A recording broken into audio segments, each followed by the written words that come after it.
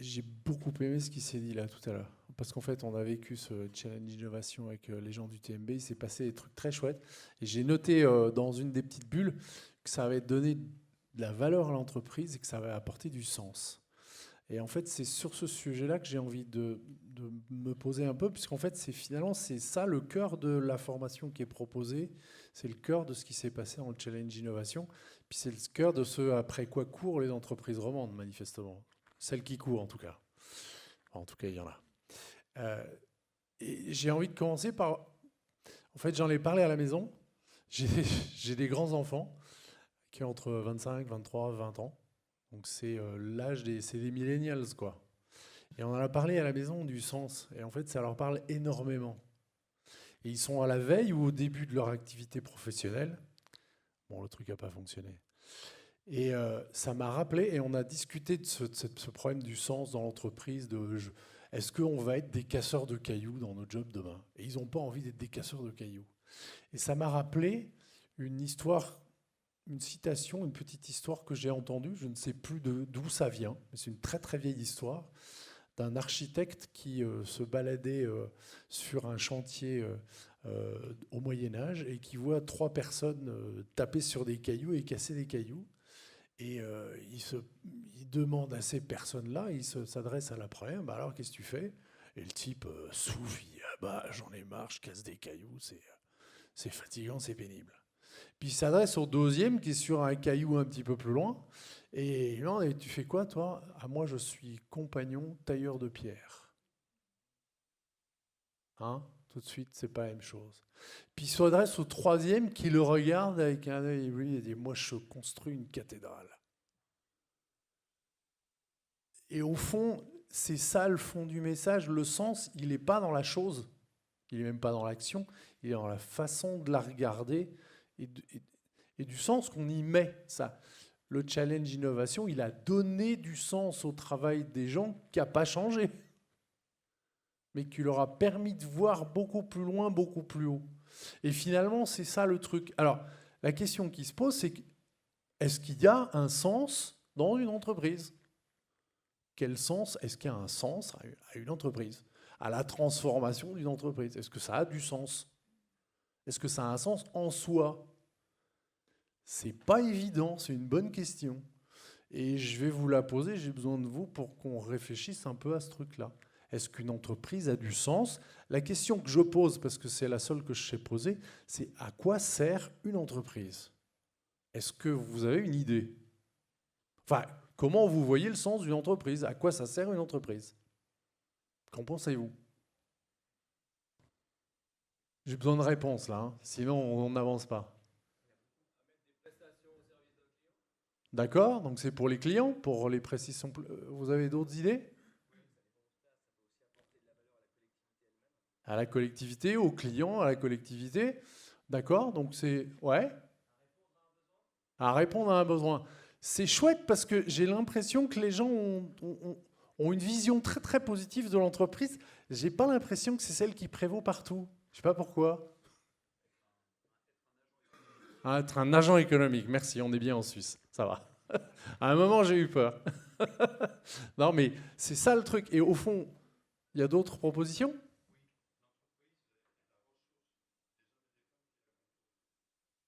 D'accord, très bien. En fait, on a plein de gens là autour de l'entreprise, ou dedans, ou autour. On a la personne qui aimerait bien avoir un peu d'argent à la sortie, celui qu'on appelle l'actionnaire, enfin je sais pas, ceux qui disent que c'est un agent économique d'abord pour mon portefeuille. Il y a la collectivité, il y a les clients sur différents aspects, puis il y a les employés, puis il y a plein de gens. En fait, est-ce que l'entreprise est faite pour l'un de ces acteurs-là? Est-ce qu'il y a un sens à l'entreprise? Ça semble difficile. En tout cas, vous disiez tout à l'heure, bah ouais, ça dépend du point de vue où on se place. Par rapport à l'idée qu'on s'en fait, ça c'est l'autre façon de rajouter le truc.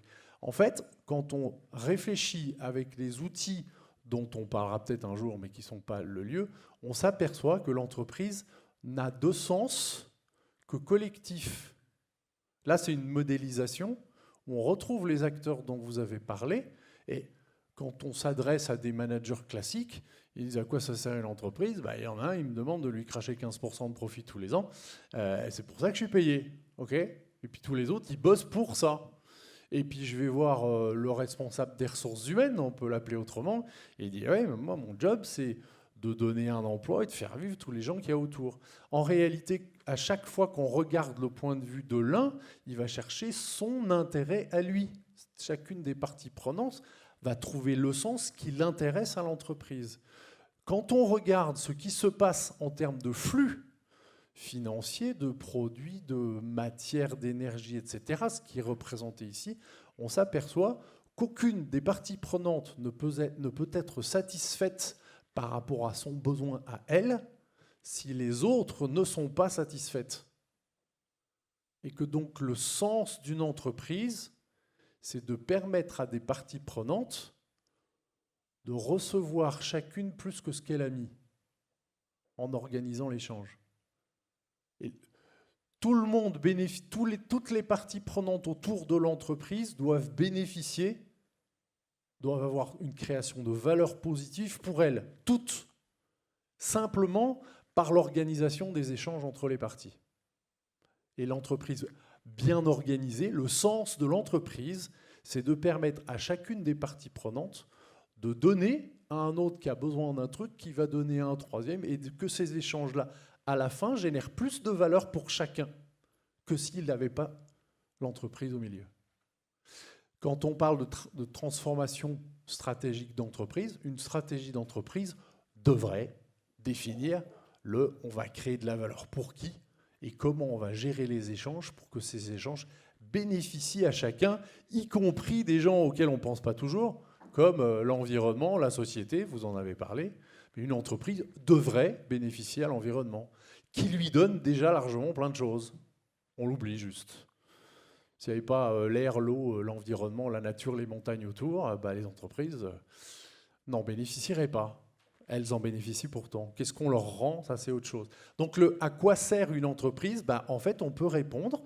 La modélisation que vous voyez là est un des outils qu'on utilise dans les formations sur lesquelles on travaille, qui vient du raisonnement valeur, qui est le raisonnement qu'on a, je dirais, formalisé, qui est le plus efficace pour apporter du sens et construire la meilleure réponse sur une entreprise, sur une entité, sur une innovation technologique, sur un système d'information, sur toutes ces choses-là.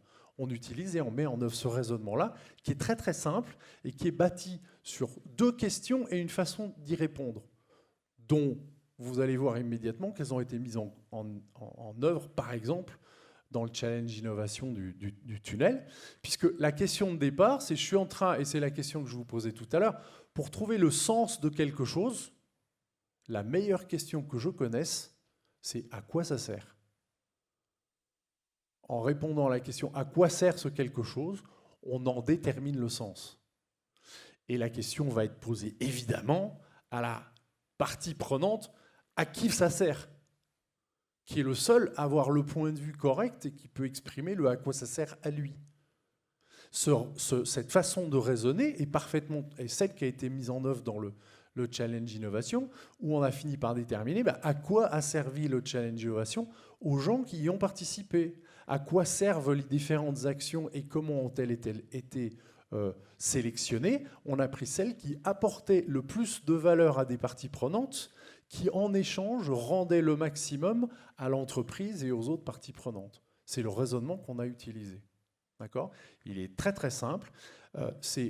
On a une solution actuellement qu'on veut améliorer, on va considérer, les petites flèches n'ont pas fonctionné, qu'une solution, c'est des ressources qu'on a mises en œuvre pour répondre à des besoins. Si on veut améliorer la valeur de cette solution, on va en améliorer l'utilité en répondant aux vrais besoins, en allant les chercher.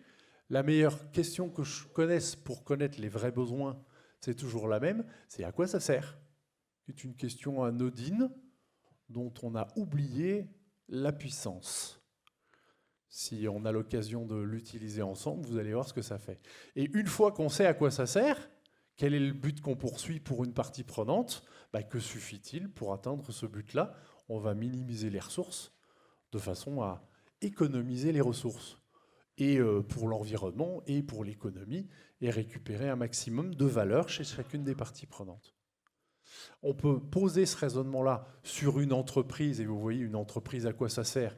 À toutes les parties prenantes qui sont autour, et on ne peut pas faire tourner la boutique sans satisfaire chacune des parties prenantes, et en répondant à chacun de ces besoins-là, avec le minimum de ressources, on va améliorer la valeur pour cette partie prenante et pour toutes les autres.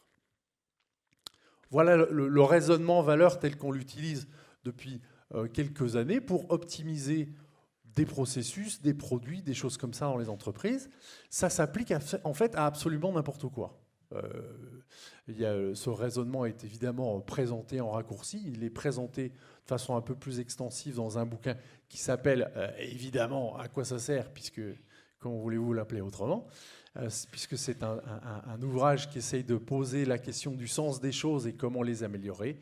On a dans cet ouvrage tout un tas d'applications, d'exemples d'applications sur tous les sujets qu'on peut imaginer dans une entreprise. Il est évidemment à revendre dans cette salle, mais ce n'est pas l'objectif.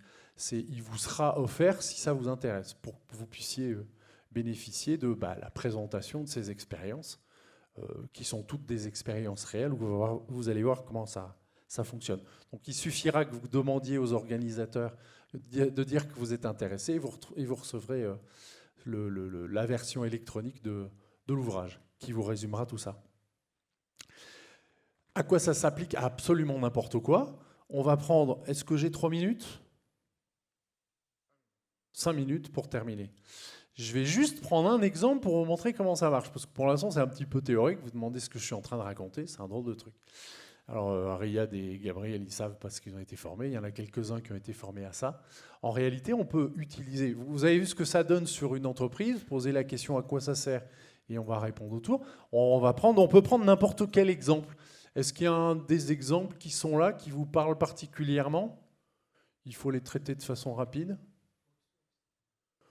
L'autre source, on va prendre l'autre source, puisque vous proposez. Donc c'est un projet sur lequel j'ai travaillé il y a quelques années pour un des grands industriels de l'eau dans le monde. Il n'y en a pas 36, il y en a 2. Donc c'est un des 2, je ne vous dirai pas lequel. Et on a travaillé pour... merci. C'est pas un bon exemple, mais merci. Je vais prendre celle-là. Je vais plutôt prendre celle-là. C'est la même. Hein. Et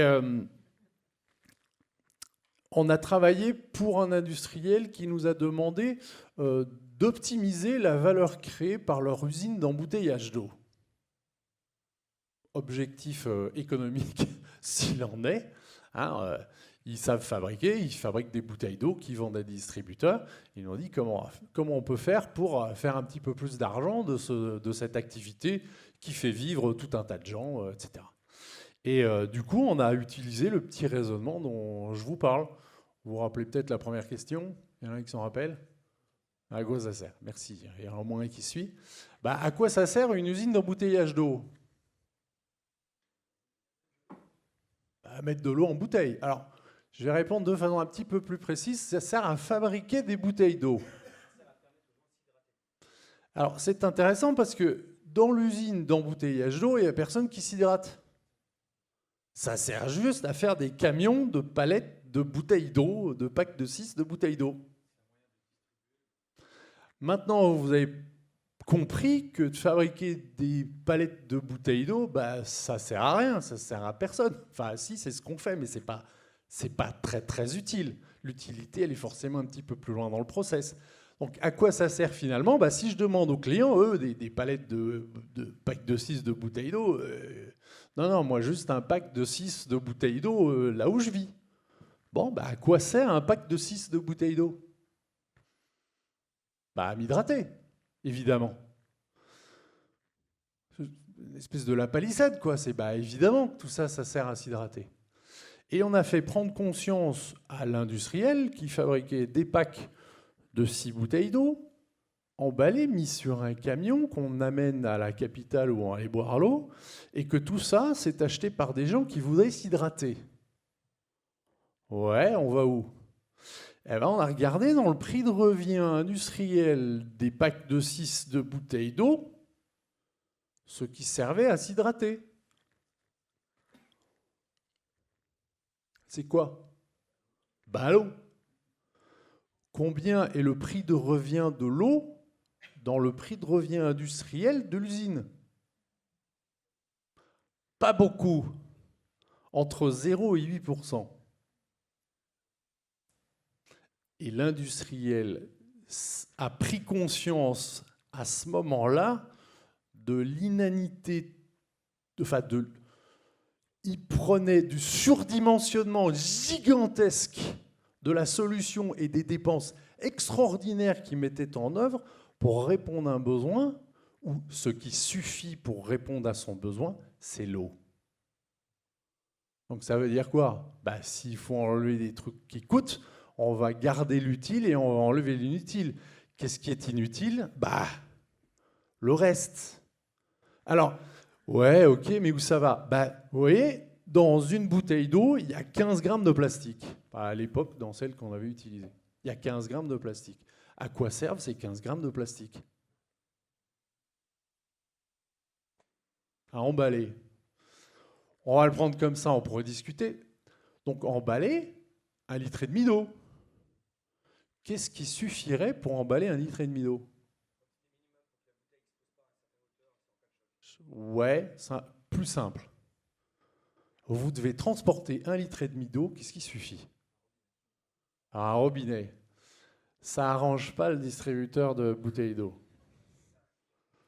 Mais il y a intérêt à ce qu'il vérifie s'il ne va pas se faire disrupter ou s'il n'est pas déjà disrupté. Maintenant, un glaçon. Alors, vous voyez comment on fait innover les gens? Alors, Gabriel, il est entraîné à l'innovation. Qu'est-ce qui suffit pour transporter 1 litre d'eau? De la glacer. Il y a 0 plastique. Alors, il y a de l'énergie. Ouais. On a vérifié laquelle est la plus économe en énergie? C'est une innovation de rupture, de transporter des glaçons au lieu de transporter de l'eau. Ça mérite de poser cette solution sur la table et de voir s'il y en a d'autres. Et puis, j'en ai entendu une autre. C'est vous, monsieur Domaine, qui avez proposé un truc, non? C'est derrière? Vous avez proposé quoi? J'ai entendu un truc. Un sac.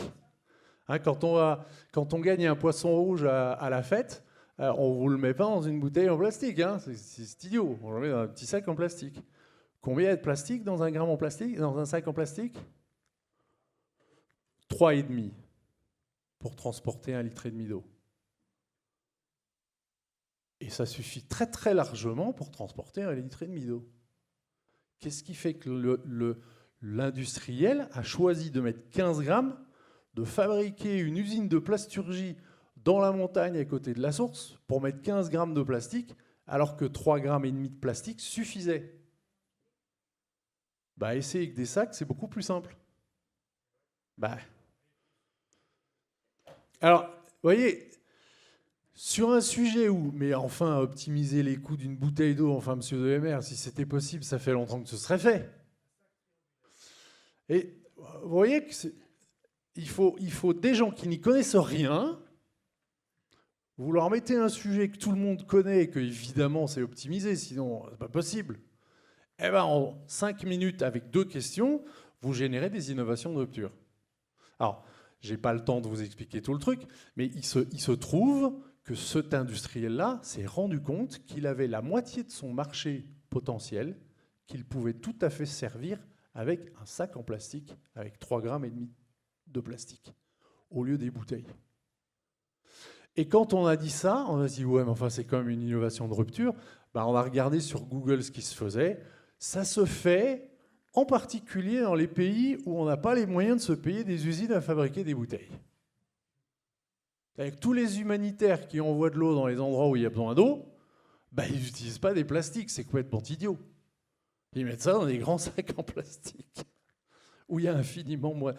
Voilà, donc c'est un petit exemple. Il y en a plein, on pourrait y passer toute la nuit, voire beaucoup plus.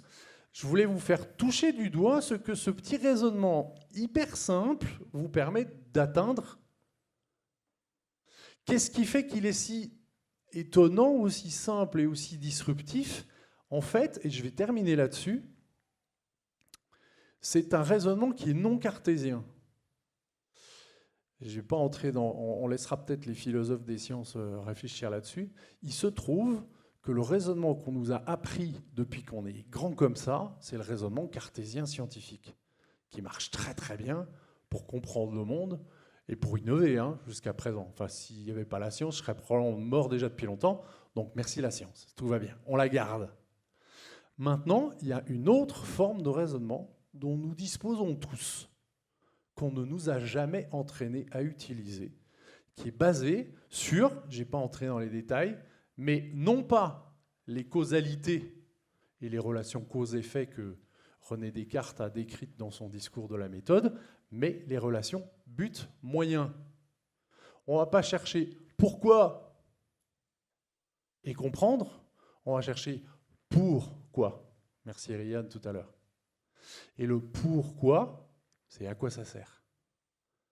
On détermine avec cette question à quoi ça sert, posée à la question à la personne à qui ça sert, on lui fait dire le sens de cette chose-là pour elle.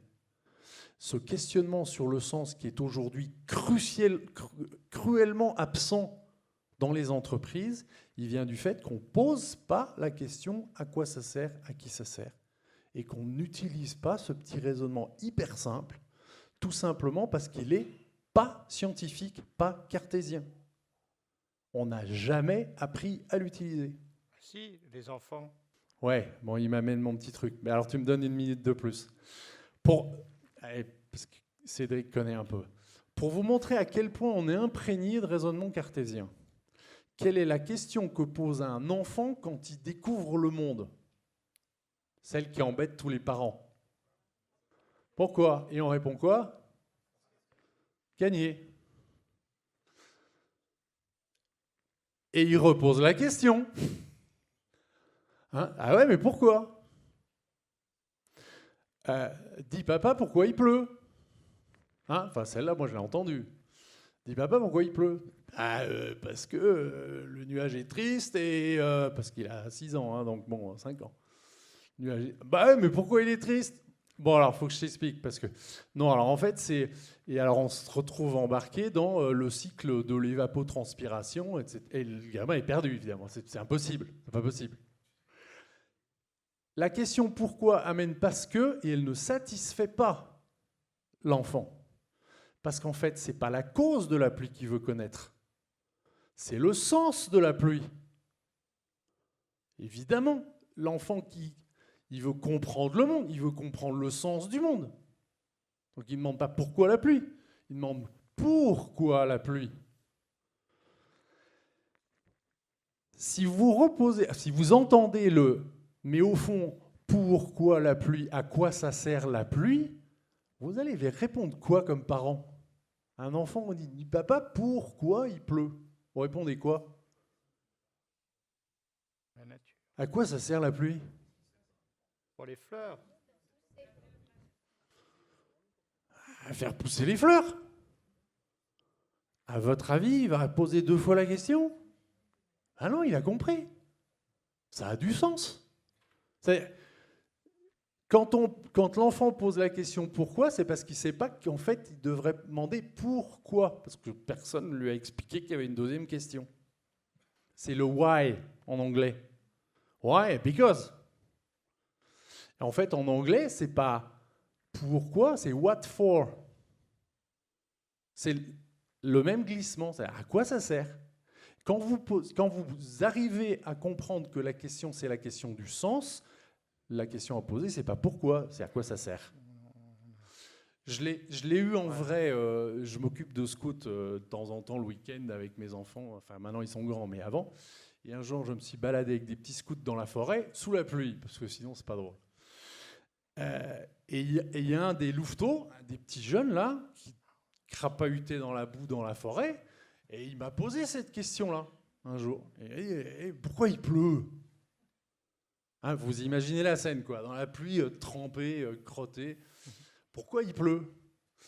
Et là, j'ai eu un réflexe de consultant, en fait. Je me suis dit, mais je ne vais pas répondre. Et je lui réponds, à ton avis. Et il m'a regardé, il a fait un grand sourire, et il a dit, pour sauter dans les flaques, tiens. Vous voyez pourquoi il faut poser la question du sens à la question, à la personne à qui ça sert? Parce qu'il n'y a que elle qui peut vous dire ça. C'est impossible à imaginer. Je fais le parallèle avec le tunnel. J'ai eu une expérience incroyable que Riyad a souligné. On a participé à des jurys où les gens venaient présenter les trucs et on a des employés qui sont venus en groupe, ils étaient 5 ou 6, et ils ont commencé à dire « On va vous présenter notre idée, mais d'abord on voudrait vous demander un truc au jury qui allait décider. Est-ce qu'on a le droit de continuer à bosser sur ces sujets-là, même s'ils ne sont pas sélectionnés ?» Comme ça. Elle dit « Mais bosser pendant le temps de travail ?» « Non, non, non, pendant nos heures à nous. C'est tellement génial, on adore, on trouve ça génial. » Est-ce que vous connaissez beaucoup d'entreprises où les gens demandent la permission de faire des heures sup pour innover? C'est dingue. En fait, c'est ce mouvement-là. C'est le challenge innovation. Il a servi à retrouver du sens dans leur job pour les gens. Et du coup, ils veulent plus bosser. Ouais, je dépasse le timing. Voilà. Je vais juste passer la main parce que je l'ai promis. À votre avis, vous lisez ça, il y a pour 15 secondes. Probablement, vous reconnaissez un certain nombre de mots dont j'ai parlé tout à l'heure. À votre avis, qui a écrit ça? Patron d'une grande entreprise, une grande organisation internationale. Il nous le fait à chaque fois. Oui, mais ça va me permettre de passer la main au suivant. Vous n'avez pas le droit de répondre, hein. Parce que je pense que vous avez deviné. Ça pourrait être Carlos Ghosn. Bill Gates. D'autres propositions? Allez, je vous le dis. C'est le pape. C'est le pape François, dans l'encyclique Laudato Si, qui est sous-titré « Pour la sauvegarde de la maison commune ». Alors, c'est pas pour vous vendre du cateau, hein, c'est pas au bon endroit, c'est pas une bonne idée. C'est pour vous dire qu'en fait, les gens qui sont en train de se poser la question du sens, ils ne sont pas que du côté des employés des entreprises, ils sont partout dans notre société, il y a un manque de sens. Et c'est pourquoi tout ça? Et en réalité, la question de pourquoi, à qui ça sert, qui c'est qui va payer, à quel coût, même le pape en parle. Parce qu'en fait, on est en train, il semble, qu'on soit en train de réconcilier, en arrivant des deux côtés, le rationnel et le spirituel. C'est-à-dire qu'on ne peut plus faire du rationnel sans le sens. C'est du spirituel. Et on ne peut plus faire du spirituel sans remettre les pieds sur terre. Et c'était en fait la vocation de cette encyclique. Je vais laisser Laetitia poursuivre sur ce sujet-là, parce que là, on est rentré dans votre domaine. Monsieur Domaine, parlons du jeu de mots. Merci Olaf, bravo. Alors, je vous l'avais promis, on allait petit à petit aller vers cette finalité.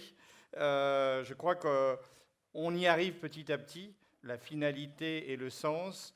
Je retiens quand même qu'il n'y a pas que la spiritualité, mais il y a bien des méthodes et des techniques pour y arriver. Donc, c'est ça que l'on forme justement ici à la Haute École de Gestion. Mais on trouvait intéressant de pouvoir élever le débat justement parce que finalement, en effet, le sens n'est pas que dans la vie, n'est pas que dans l'entreprise. Le sens, c'est aussi à donner à la vie, c'est ça? Et à la nature. Alors, bienvenue, Monsieur Domaine. Merci beaucoup. J'ai apporté des notes parce qu'on m'avait demandé de rebondir ce que j'aurais entendu pendant cet après-midi. Donc, je n'avais rien préparé à l'avance. Et je commençais à me faire des soucis parce qu'avec les premiers intervenants, je me sentais très loin de chez moi. Heureusement, Olaf m'a ouvert grande la porte et je me retrouve un peu en terrain connu. Mais je vais quand même élargir plutôt que rebondir. Et je vais commencer avec l'histoire d'une entreprise.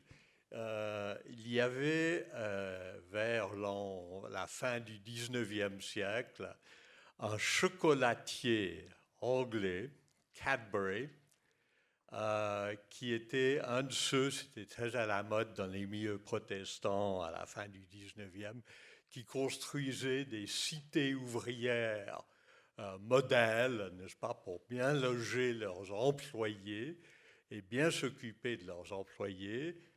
Et à un certain moment, il reçoit une lettre de quelqu'un qui lui dit « Écoutez, c'est ravissant, votre vie, votre cité ouvrière, là, c'est absolument splendide. C'est dommage que tout cela ait été construit sur le dos des esclaves. »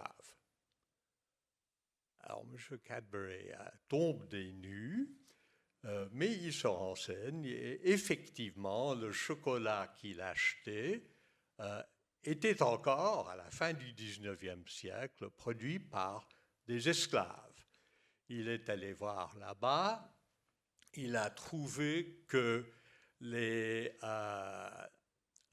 taux de mortalité sur les plantations cacaoyères en question était de l'ordre de 20% par année.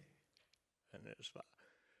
Bon, alors passons, mais c'était juste pour dire que on nous apprend à l'université, moi j'ai été professeur d'économie à l'université, j'ai donc appris à tout le monde que l'économie, ça sert à faire du bien à tout le monde. C'est une situation win-win. J'ai découvert beaucoup plus récemment que l'entreprise de conseil d'un nommé Christophe Blocher s'appelle Rob Invest. Alors c'est très parlant, n'est-ce pas? Je ne sais pas si ça veut dire qu'on vole pour investir, ou bien qu'on vole les investisseurs, ou bien, mais de toute façon, ça ne décrit pas une situation win-win. Il faut effectivement, pour qu'une économie serve à un objectif louable, ou au moins qui mette tout le monde d'accord, que, comme M. le maire l'a dit, que toutes les parties prenantes sortent gagnantes, n'est-ce pas? Et il a produit une excellente liste, la classique, où on a les employés, les fournisseurs, ça c'est les deux dont je parlais avec Cadbury, les capitalistes, les fournisseurs de capitaux, ça on connaît à Genève, les consommateurs, n'est-ce pas, aussi, il faut que le prix soit équitable. Il y a la communauté locale aussi. Ça fait partie de l'environnement, si vous voulez, mais pas seulement. Il y a aussi toute la question, on a parlé de l'importance, et c'est très bien d'avoir insisté sur l'importance d'une ambiance humaine, collaborative au sein de l'entreprise. C'est tout aussi important au sein de la communauté, n'est-ce pas? Et puis, enfin, il y a l'environnement. Alors là, il se pose toutes les questions sociales que j'ai traitées. Somme toute, il n'y a rien de très innovant là-dedans. On connaît tout ça. C'est vrai qu'on le fait plus ou moins bien et on peut toujours faire mieux. Et on a parlé à un certain moment de l'importance de la veille, n'est-ce pas? La veille, ça veut dire que l'entreprise est à l'écoute de ses parties prenantes, donc pas seulement des employés, des fournisseurs, des consommateurs et des gens qui sont par là, n'est-ce pas? Et donc, si on est à l'écoute, c'est ça la veille, de tous ces gens, on va réagir quand on découvre qu'il y a un truc qui cloche, n'est-ce pas? Et si on n'écoute pas, je sais qu'un le directeur d'une grande entreprise chocolatière plus près de chez nous est allé faire une inspection à Mexico et il demande à voir le dossier des réclamations. Et le directeur local lui dit « Non, quand même, jamais on les jette ». Alors il a été viré sur le champ. C'était à l'époque où on pouvait encore virer les gens sur le champ. Mais Parce que, effectivement, si on ne sait pas de quoi se plaignent les gens, on ne va pas répondre à leurs besoins. Alors, j'aimerais passer à un autre élément qu'on a presque entièrement omis, et j'attendais que ça vienne, puisqu'on a beaucoup parlé de valeur et de prix, et comme on a aussi beaucoup employé l'anglais, je passe à l'anglais. Oscar Wilde, l'humoriste anglais, avait dit que « The cynic is the person who knows the price of everything and the value of nothing ». N'est-ce pas? Donc, il faut que le prix reflète la valeur. Et si on exploite des esclaves, si on exploite l'environnement, n'est-ce pas? En fait, on se fait subventionner par quelqu'un. Il y a quelqu'un d'autre qui paye notre plaisir. Donc, il y a un principe de base qui s'appelle, assez bizarrement, mais c'est comme ça que ça s'appelle officiellement, mais qui est tout à fait reconnu internationalement, le principe pollueur-payeur, mais qui dit, bien au-delà de la seule pollution, que celui qui tire un plaisir, un bénéfice, n'est-ce pas, dans ce sens-là, d'une quelconque activité, doit payer l'entier des coûts que génère la production de ce bien. Autrement, c'est quelqu'un qui paye à sa place, parce que c'est payé de toute façon, et là, on est dans le rob invest, on n'est plus dans la satisfaction de toutes les parties prenantes. Deuxième élément qui a été évoqué, surtout tout au début, avec les incertitudes, les aléas, il y a un autre problème, c'est que parfois on ne sait pas qui supporte les coûts, on ne sait même pas quels seront les coûts, n'est-ce pas? Si vous vous souvenez, c'est un bon exemple, bien que ça remonte maintenant, il y a la fameuse histoire des gaz qui bouffaient la couche d'ozone, qui remplissaient les frigos, etc. Et lorsqu'on les avait inventés, ces gaz, on s'était dit, mais c'est génial, c'est bon marché, c'est absolument inoffensif, et c'est vrai, on peut le respirer, on peut mettre une allumette dessous, on peut, n'est-ce pas, et on ne souffre pas. Et il a fallu 20 ans d'émission pour qu'on se rende compte que ça bouffait la couche d'ozone. Alors, quand on a mis sur le marché ce produit, on le facture à combien?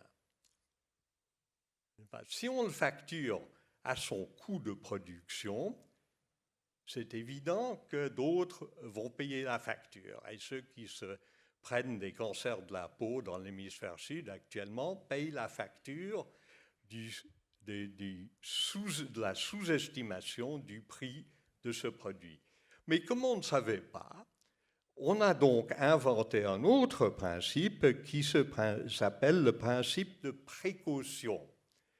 Et ça aussi, c'est tout aussi établi, reconnu dans l'Union européenne, aux Nations unies, etc., qui dit que si vous ne savez pas quelles vont être les conséquences de ce que vous allez faire, ben renseignez-vous avant de le faire. C'est peut-être un peu radical. On a souvent dit que si on avait adopté le principe de précaution en 1800, on n'aurait jamais eu la révolution industrielle, ce qui est certainement vrai. On aurait évité beaucoup de souffrances, mais on aurait évité. Donc, ça se discute, et je crois que je suis à l'heure prévue. Donc, je m'arrête là sur une question. Ça, c'est pas par hasard. Merci beaucoup. Sur une question, bravo. J'aimerais que pendant que vous avez encore la parole, que vous nous expliquiez et peut-être faire la transition aussi sur ce dernier ouvrage que vous avez écrit et qui était Aimer la création comme soi-même, où la nature finalement prend toute sa place dans le sens qu'on donne aux choses, hein, c'est ça?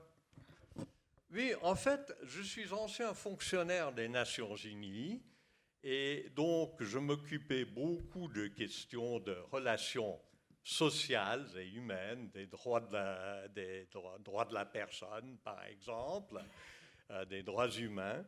Et je me suis dit que l'histoire humaine, on est parti de l'idée « tu aimeras ton prochain comme toi-même ». Au début, le prochain, mon prochain, c'était plutôt mon cousin. Et puis s'il n'était pas mon cousin, il était plutôt mon ennemi, n'est-ce pas? Et puis on a essayé de faire un peu mieux. Finalement, arrive Jésus qui dit non, tout le monde, c'est votre prochain. Alors je peux vous citer des textes de fonctionnaires coloniaux en Indochine qui ont dit c'est mon prochain, ça, c'est quand même très loin de chez moi, ces gens. Donc ça posait des problèmes et encore actuellement, on voit qu'on a beaucoup de problèmes. Mais je me suis dit néanmoins, lançons-nous et posons-nous la question, est-ce que nous sommes, comme dit le christianisme, n'est-ce pas, absolument, tout est fait pour nous, pour les humains, n'est-ce pas?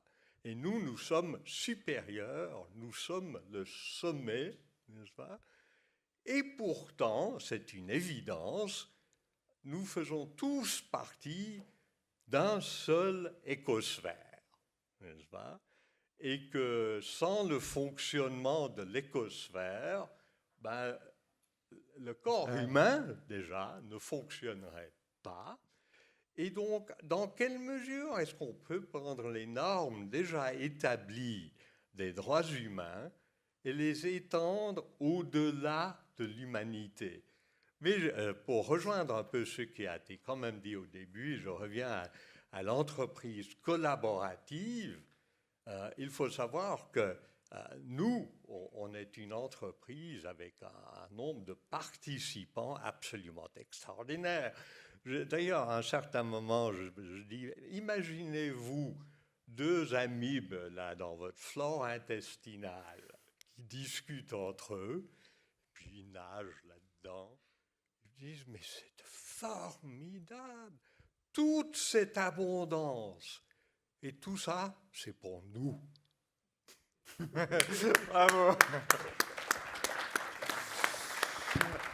Alors, je suis certain que vous avez de très nombreuses questions à nos participants, à nos intervenants. Donc, on va leur demander de venir. Restez là, Monsieur Demaine, parce qu'on ne sait jamais.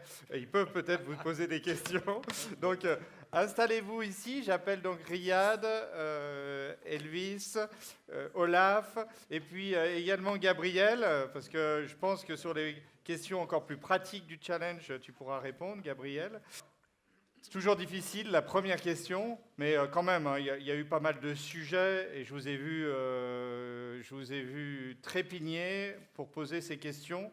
Qui veut se lancer? Est-ce que vous voulez qu'on prenne une question du web? Est-ce que tu aurais une question?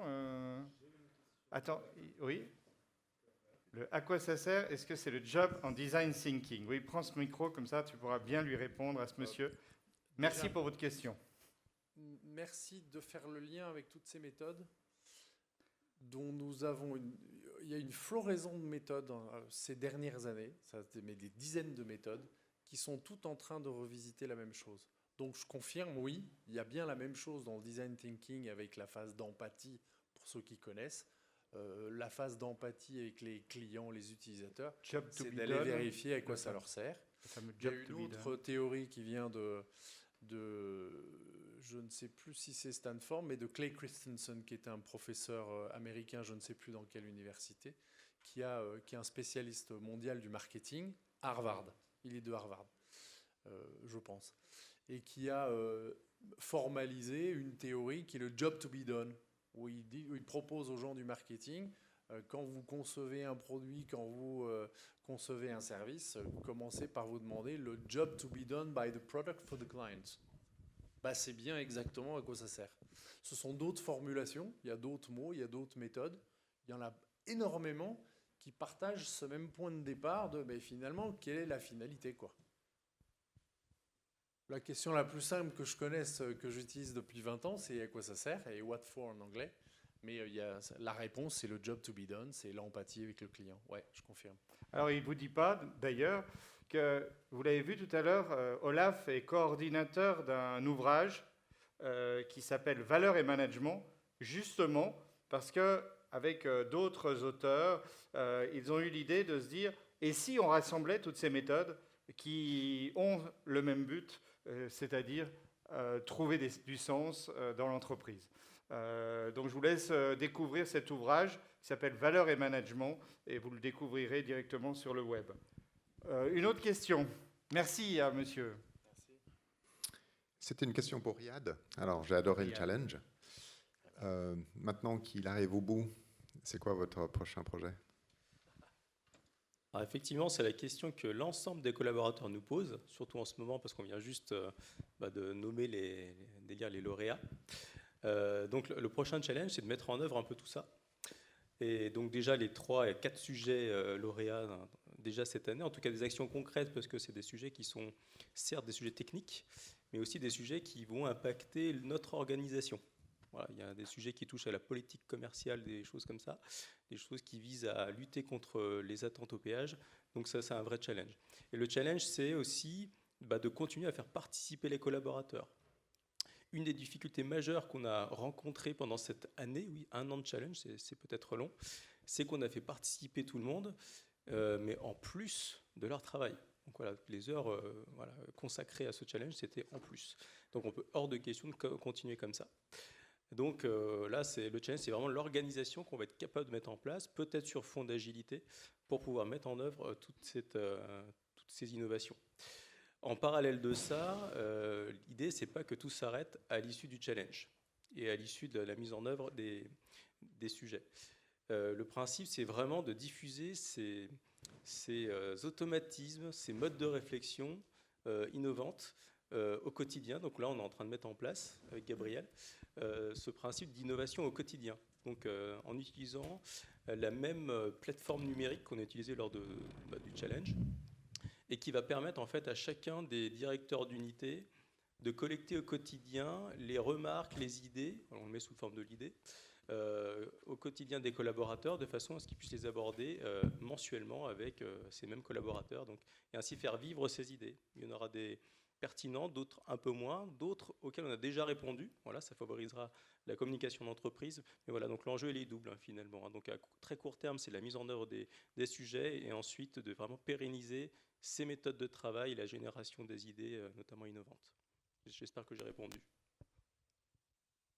Dans toute cette phase où il y a eu ces analyses, ces recherches d'idées, où les gens devaient se rassembler, vous avez dû, au niveau des ressources, je veux dire les travaux opérationnels, vous avez dû ajouter d'autres personnes pour aider à ça, ou c'était ces gens qui ont participé, puis ça faisait des heures supplémentaires qu'ils ont pu reprendre. Donc comment vous gérez ça? Alors effectivement, ça faisait partie des grosses difficultés avec une règle d'or, c'est qu'on ne voulait surtout pas nous se substituer au management. Qu'est-ce que je veux dire par là? C'est qu'on a engagé dès le départ tout le management de l'entreprise dans cette démarche. Et donc, on leur a demandé de pouvoir libérer, si c'est possible, quand c'était possible, les personnels qui s'étaient portés volontaires. Certains n'ont pas pu être libérés pour des contraintes de temps, des gens qui travaillent de nuit. C'est vrai que c'était compliqué de les faire cohabiter avec des gens qui sont exclusivement en horaire de journée. Donc, on avait une structure assez rythmée, hebdomadaire.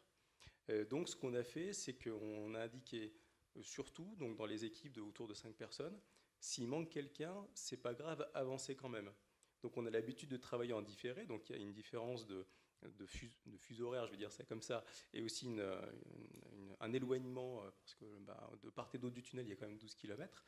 Donc on a, mine de rien, un outil qui permet aussi d'insérer les informations et de les partager. Donc on a pu comme ça travailler en différé. Mais en aucun cas, finalement, on a embauché des personnels supplémentaires pour compenser un travail sur le challenge. C'est pas comme ça qu'on a fonctionné. Mais beaucoup ont travaillé plus que leur fonction. Je ne cache pas qu'on a un petit peu épuisé les équipes sur l'aspect exploration. Mais voilà, c'est ce qui témoigne aussi de l'engouement et de la motivation des équipes sur le sujet. Ma question, c'est quelle est la définition de la valeur, parce qu'on en est là aujourd'hui, par rapport à votre proposition. Et je veux tous vous entendre là-dessus. Non, je me posais la même question et j'ai trouvé la réponse au cours du débat. En fait, dans votre exposé, dans les bulles, quand quelqu'un a dit « nous avons augmenté la valeur de l'entreprise ». Alors, il me semblait évident qu'il ne disait pas que les actionnaires doivent être contents de nous, n'est-ce pas? Bien au contraire, ça voulait dire que l'entreprise est devenue plus précieuse pour nous.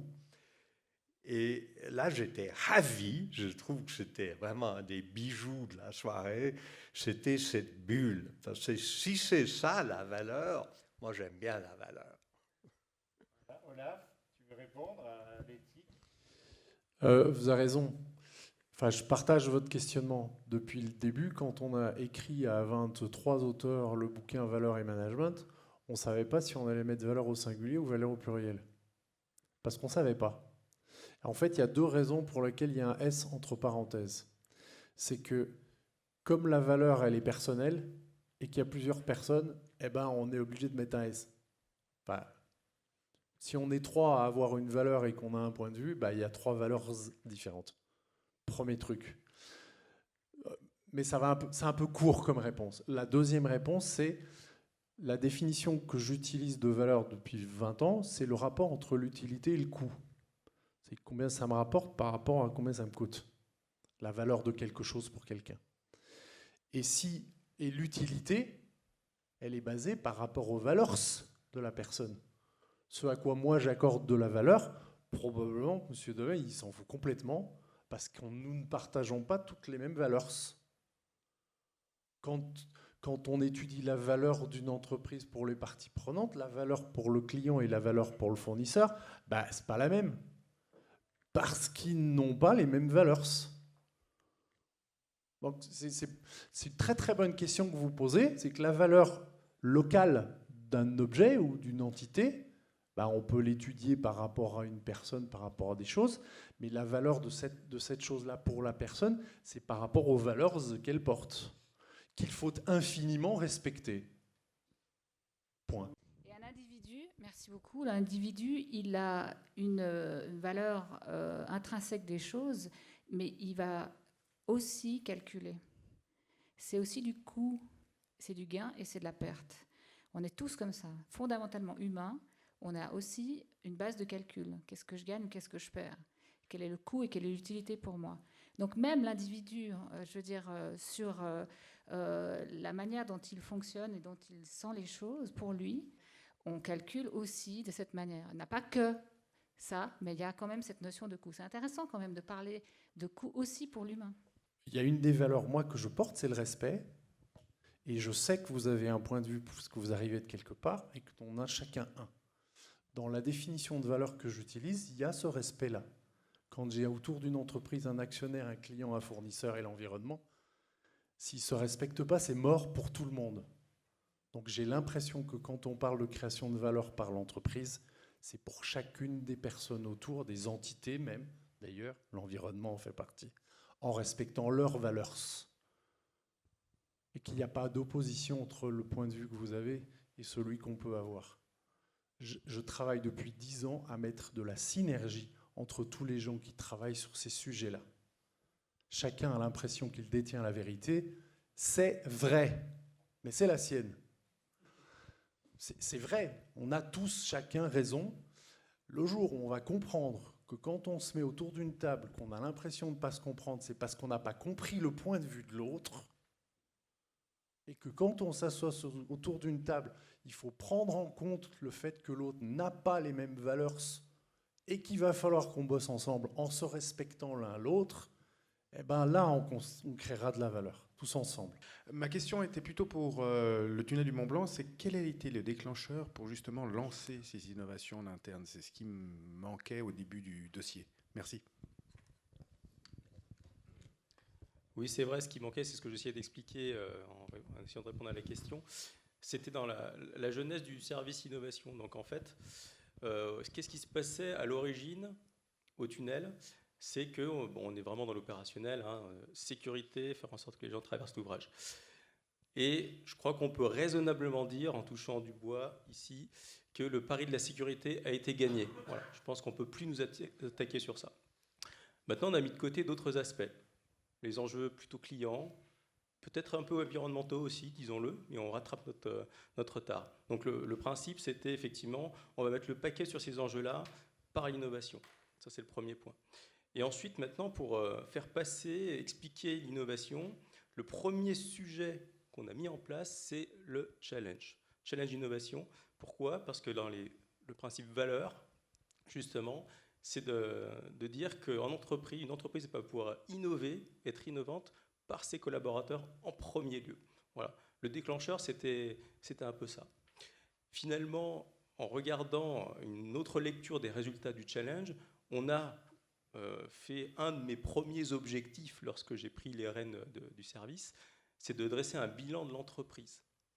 Je l'ai, mon bilan. 109 idées qui répondent à des besoins, à des diagnostics vus par les collaborateurs. Voilà, je ne sais pas si j'ai répondu à la question. C'est aussi de participer au fait que vous vous êtes rendu compte que la valeur de votre entreprise, c'était les gens qui y travaillent. Alors, je pense pour la plupart, on en était conscient, mais on l'a rendu évident à tout le monde. C'est ce que je veux dire, c'est qu'au niveau de la direction, on se rend compte que la valeur réelle d'une entreprise est quand même celle de ses collaborateurs avant de vendre quoi que ce soit.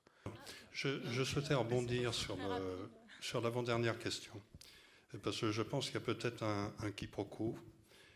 Il me semble, on parle beaucoup de bonheur dans l'entreprise. Moi, j'ai beaucoup travaillé sur cette notion avec un philosophe qui s'appelle Robert Misrahi, philosophe du bonheur, et on travaille avec lui sur le bonheur dans l'entreprise. On parle du bonheur intérieur brut. Je suis moi aussi un peu sur ma faim, parce que je dis la dimension spirituelle bonheur, j'aurais aimé qu'elle ressorte un peu de la valeur. Alors, tu veux répondre? Qui veut répondre? Ou il n'y a peut-être pas de réponse, ça peut être une constatation. J'ai le micro, mais... Juste un mot, puisque j'ai le micro avant de le passer, il y en a deux, c'est compliqué. Mais on l'a vu un tout petit peu comme dans les bulles. Il y a vraiment du bonheur, des envies de certains collaborateurs, je ne dis pas tout le monde, hein, mais là, on l'a vu, ça nous avait vraiment, vraiment fait plaisir, effectivement. On l'a vu un petit peu, effectivement, mais je ne l'avais pas mis forcément sous l'angle de la valeur. Voilà. Mais j'allais dire la même chose, c'est qu'en fait, c'est dans l'expérience du tunnel, c'est qu'une affaire de valeurs humaines. En fait, le résultat, c'est pas de l'innovation, c'est des gens qui kiffent leur job. Enfin, je ne sais pas comment le dire, parce qu'en fait, c'est ça le truc. Le vrai moteur, c'est qu'on a réveillé le sens chez les gens. Ils savaient pourquoi ils venaient bosser. Ouais, ok, ils partent avec leur chèque à la fin du mois. Mais c'est pas pour ça qu'on se lève de bonne humeur le lundi matin. Et le projet dont je vous ai parlé sur l'eau, ça a fait exactement la même chose. Les gens, ils étaient dans la montagne à fabriquer des bouteilles en plastique. Ils ne savaient pas pourquoi. Ils n'avaient pas compris.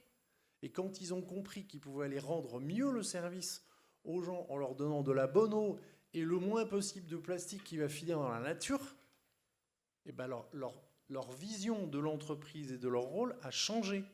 C'est-à-dire qu'ils se sont réconciliés dans le rationnel avec leurs valeurs spirituelles de respect de l'environnement, d'économie de moyens, de job autour du village où s'est installée l'usine, de choses comme ça.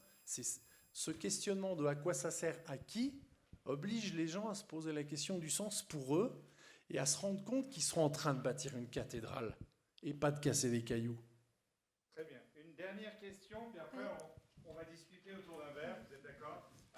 J'avais une question qui résume peut-être. Est-ce que le vrai challenge de la valeur, c'est pas tout simplement oser afficher le degré collectif de satisfaction que vous apportez en entreprise et de même de bien-être au travail. Et je crois qu'avec le Mont Blanc, le tunnel, vous l'avez expliqué, puisque vous dites que les gens non seulement ont eu du temps dans leur travail, mais sont allés bien au-delà de ce qu'on attendait et même ont un certain bien-être, voire bonheur à répondre, à être sollicités et même aller bien au-delà. Est-ce que c'est pas ce qu'on pourrait retenir peut-être de... Je pense que c'est une bonne conclusion. C'est pas forcément une question, mais vous pouvez le confirmer. Je peux effectivement confirmer, c'est une question à laquelle vous avez bien répondu. Merci, effectivement. On l'a vécu sans le savoir au démarrage. On ne pensait pas avoir ce genre de résultat, effectivement, lorsqu'on a lancé le challenge. Merci beaucoup.